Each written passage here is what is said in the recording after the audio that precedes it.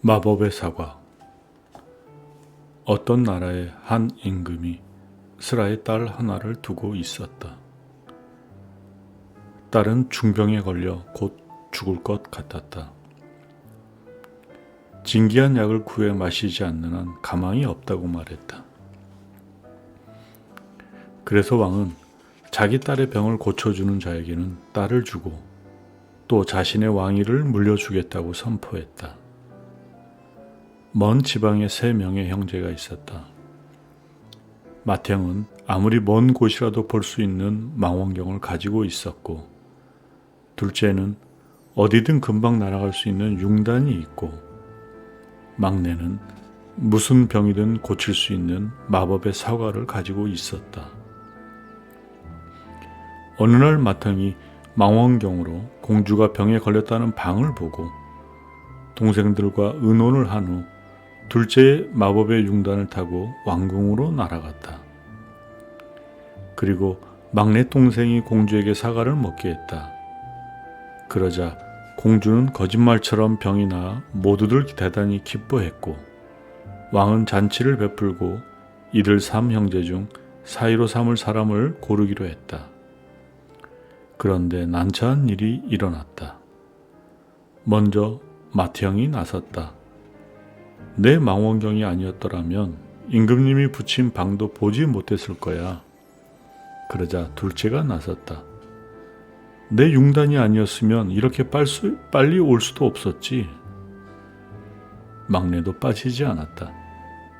내 사과가 아니었으면 공주님은 무슨 약을 먹고 나을 수 있었을까? 만약 여러분이 임금이라면 누구를 사이로 삼겠는가? 답은 막내 동생이다. 맏형이나 둘째 형은 망원경과 융단을 그대로 가지고 있지만, 막내 동생은 자신이 가지고 있던 사과를 공주에게 먹였으므로 그에게 남은 건 없다. 그는 공주를 위해 자기가 지니고 있던 귀중한 보물을 바친 것이다. 탈무드에 의하면 무엇인가를 해줄 때는 모든 것을 아낌없이 바치는 것이 중요하다는 것을 가르치고 있다. 그릇. 얼굴은 몹시 추하게 생겼지만 굉장히 총명한 랍비가 어느 날 로마의 공주를 만났다. 대단히 총명한 머리가 이렇게 볼품없는 그릇에 담겨 있다니. 공주가 놀리자 랍비가 물었다. 공주님, 이 왕궁에 술이 있습니까? 공주가 그렇다고 하자 랍비가 다시 물었다. 그럼 그 술은 어디에다 넣어두죠? 보통 항아리나 물통에 넣어두고 있지요. 공주의 말을 들은 랍비는 깜짝 놀라는 척하며 말했다. 아니, 로마의 공주님이라면 금이나 은으로 된 그릇도 많을 것인데 왜 그런 보잘것없는 그릇을 사용하고 계십니까? 그래서 공주는 금 그릇이나 은 그릇에 있던 물을 허름한 물통에 옮겨 담고 허름한 그릇에 들어있던 술을 모두 금 그릇이나 은 그릇에 옮겨 담았다. 그러자 술맛이 변해서 먹을 수가 없게 되었다. 임금이 화를 내며 소리쳤다. 누가 이런 그릇에다 술을 담았느냐? 죄송합니다. 그렇게 하는 것이 어울릴 것 같아서 제가 그랬어요. 공주는 용서를 빌었다. 그리고는 곧장 랍비를 찾아가 화를 내며 물었다. 그러자 랍비는 이렇게 대답했다. 나는 다만 공주님에게 매우 귀중한 것도 경우에 따라서는 허름한 항아리에 넣어두는 것이 좋을 때가 있다는 것을 알려주고 싶었을 뿐입니다. 약속. 아름다운 아가씨가 가족들과 함께 여행을 하고 있었다. 그러던 중 잠시 가족들과 떨어져서 산책을 즐기다가 그만 길을 잃었다. 아가씨는 길을 찾아 헤매다가 어떤 우물 가까이에 이르렀는데 때마침 목이 말랐으므로 두레박을 타고 우물 안으로 내려가 물을 마셨다. 그러나 다시 위로 올라올 방법을 찾지 못해 당황한 나머지 지나가는 사람에게 도움을 요청하기 위해 소리내어 울었다. 마침 한 젊은이가 그 근처를 지나다가 그녀를 구해 주었다. 두 사람은 곧 사랑을 맹세한 사이가 되었다. 며칠 후 젊은이는 길을 떠나야만 했으므로 두 사람은 결혼하는 그날까지 시간이 얼마나 걸리더라도 서로 정조를 지키며 꼭 기다리겠다고 굳게 약속했다. 젊은이는 아가씨와 결혼을 약속했지만 누군가 증인이 되어 주었으면 좋겠다고 말했다. 바로 그때 족제비 한 마리가 그들 곁을 지나 맞은편 숲속으로 달려갔다. 그 모습을 본 아가씨가 말했다. 저 족제비와 우리 곁에 있는 이 우물이 증인이에요.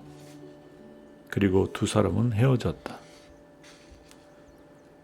그 후로 몇 년의 세월이 흘렀고 아가씨는 정조를 지키면서 그 남자를 기다렸지만 그 남자는 아가씨와의 약속 따위는 까맣게 잊은 채 멀리 떨어진 지방에서 결혼했다. 그리고 아들을 낳아 즐겁게 살아가고 있었다. 그러던 어느 날 그의 아들이 놀다 지쳐서 풀 위에 누워 잠이 들었을 때 바로 그때 족제비가 다가와 잠든 아들의 목을 물어뜯어서 아들이 죽게 되었다. 그들 부부는 매우 슬퍼했다. 그러나 그 후 또 한 명의 아들을 낳고 그는 다시 행복을 되찾았다. 두 번째 아들은 무럭무럭 자라 밖으로 돌아다닐 정도가 되었다. 한 번은 우물 곁으로 와서 안을 들여보다가 그만 우물에 빠져 죽고 말았다. 비로소 그는 오래전에 아가씨와 맺은 약속을 생각해냈고 그때 족제비와 우물을 증인으로 삼았던 것도 기억해냈다. 그는 아내에게 그 모든 이야기를 하고 헤어진 후 아가씨가 살고 있는 마을로 돌아왔다. 아가씨는 여전히 그를 기다리고 있었다. 다시 만난 두 사람은 결혼하여 행복하게 살았다. 처형. 닭이 있었다. 그 닭이 아이를 죽였다고 하여 재판이 열렸다. 태어난 지 얼마 안 되는 갓난아기가 요람에 누워 있었는데 닭이 아기의 머리를 쪼아서 아기가 죽어버렸던 것이다.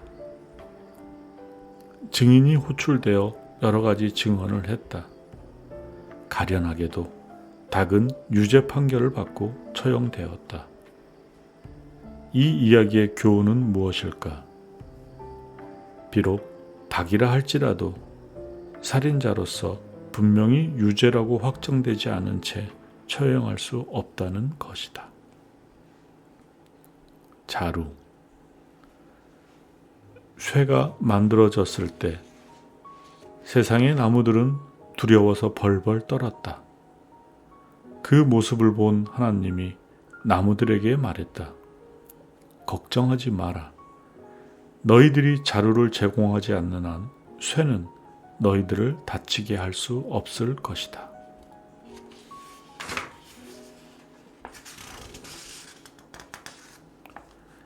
두 시간의 일. 왕의 포도밭에서 많은 일꾼들이 일을 하고 있었다.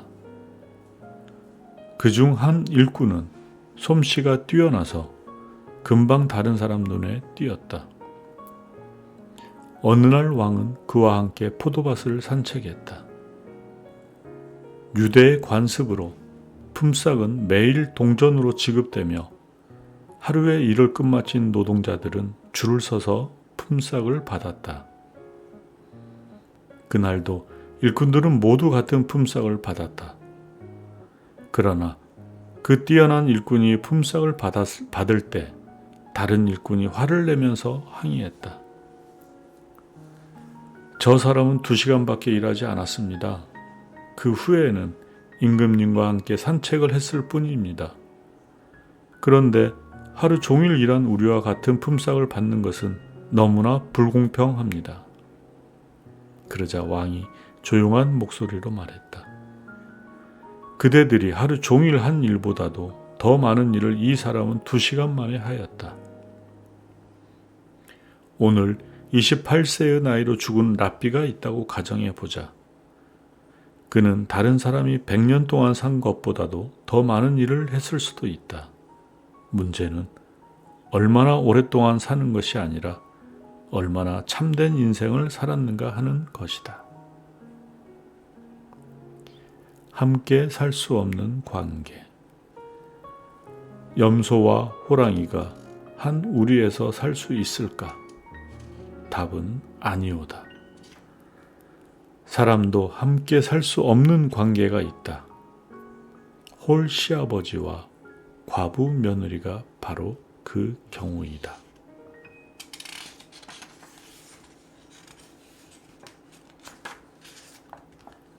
세 자매. 딸을 셋 둔 아버지가 있었다.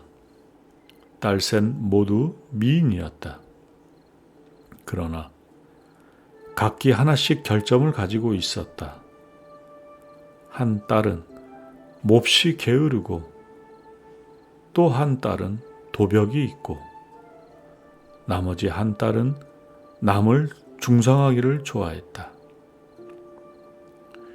또 아들만 셋 둔 어느 부호가 있었는데 하루는 그가 찾아와 셋 딸의 아버지에게 그 딸들을 자신의 며느리로 달라고 간청했다. 셋 딸의 아버지가 자신의 딸들은 이러이러한 버릇이 있다고 말하자 그 부호는 자기가 그 버릇을 서서히 고쳐 나가겠다고 했다. 시아버지가 된 사람은 게으른 며느리를 위해서는 많은 하인들을 고용해 주었다. 그리고 도벽이 있는 며느리에게는 갖고 싶은 물건을 위해 많은 돈을 주었으며 헐뜯기를 좋아하는 며느리에게는 아침 일찍 불러내어서 오늘은 헐뜯을 사람이 몇 명인가를 물어보았다. 그러던 어느 날 셋 딸의 아버지가 결혼 생활하는 딸들이 궁금해 살피러 왔다. 맏딸은 자기가 좋아하는 만큼 게으름을 피울 수 있다고 했고 둘째는 갖고 싶은 물건을 마음껏 가질 수 있어 행복하다고 했다. 그러나 셋째 딸만은 시아버지가 유독 자기만 괴롭혀서 살기 힘들다고 했다. 이 말을 들은 아버지는 셋째 딸의 말을 믿지 않았다. 왜냐하면 그녀는 시아버지까지 헐뜯고 있었기 때문이다. 오늘도 편안한 밤 보내세요.